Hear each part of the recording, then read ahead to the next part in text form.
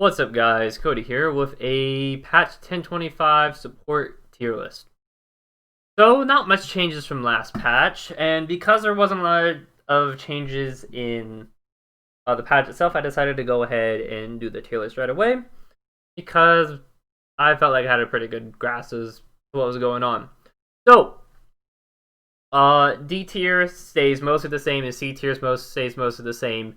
I've moved Set in Pantheon up to B tier. Set I had down in D tier, mostly because I hadn't played him that much, and I didn't feel like he was that great. But I played a couple more games of him, and I felt like, yeah, this feels pretty good. So I moved him up to B tier, the top portion of B tier to be specific. If we read left to right, from left being like worst of B tier to the right side being the best of B tier, mostly just because it just felt pretty good. Yeah, that's all that there really is to say about it. I quite enjoyed playing him, and felt decent enough, but you gotta be good at him. Otherwise, yeah, he's not really that good. Yeah, I moved Pantheon up from C to B, mostly just because the changes seem like they'd be good. The changes seem like they would be good. Only bad thing is that you lose a little bit of movement speed. Your E doesn't block turret shots anymore. But everything else seems really good. So I think he's gonna be better. Rel is coming out this patch, if she's not already out by the time this video goes up. And I said in my patch rundown that she's like a B tier support. I'm putting her at the bottom of A. Just because, like, as long as you're not going up against high range champions, if you're going up against an enemy team comp that needs to fight on top of you, I think she's good. Especially because, like, you can tie yourself to your ADC, and if your ADC gets jumped on, you pop your thing or whatever, and it stuns whoever jumped on your ADC. I think that could be pretty good.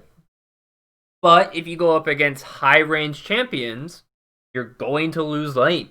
And you're going to have a rough time come the mid and late game. It has a hard time getting on people that severely outrange her. So there is that. I think she functions very well when she needs to protect her team. Putting her in A for that. We're gonna get a little bit of a nerf. It's kind of whatever, because it doesn't really affect support too much. Lulu got a buff. She's still gonna sit in A tier for me, but that buff does give her a little bit more damage in laning phase against the enemies where she can use her Q a lot. And then S tier remains the same pretty much. I've moved Seraphine up to S tier. I said last time that she was essentially S tier already for me, but I left her in A tier just to give a better indication of how she would be for games where you didn't have a really smart ADC that knew how to position properly. And she does struggle against heavy all-in champions that have ways of like dashing on top of you and whatnot. But they made it so that the self shield on herself is 50% stronger now, and you have 10 extra health per level. So yeah, overall, extremely good changes for her, and I just have to put her in S tier. Because goddamn, she is gotta be the best support in the game right now. And I said last time that she felt to me like she was the best support in the game right now if you have a team with you. And oh boy, this just solidifies it even more. This chick is just broken. She deals a lot of damage early game, and it's gonna fall off pretty hard mid game, but come mid game, you have enough damage output to be happy about. And you just provide so much CC. So like the amount of times you're gonna get a 3 to 5 min ult off, if if you're positioned properly, is ridiculous because you get that 3 to 5 man ult off, you land the root on them with all the extra damage, and even if you can't do that, it's like you've got double shield for your team, which is just so strong. She is so strong, and I really am trying to hammer home the point of that. She is the best support in the game right now. Ulrica's lane is up against a Pyke. That is her weakest lane, and if your team doesn't like fighting front to back, then that can be a little bit of an issue. But god damn, this champion is broken. If played properly. But yeah, that's gonna be it. The short video. Yeah, there's not really much to say outside of Pyro Mandate got buffed for supports for those that use it well already.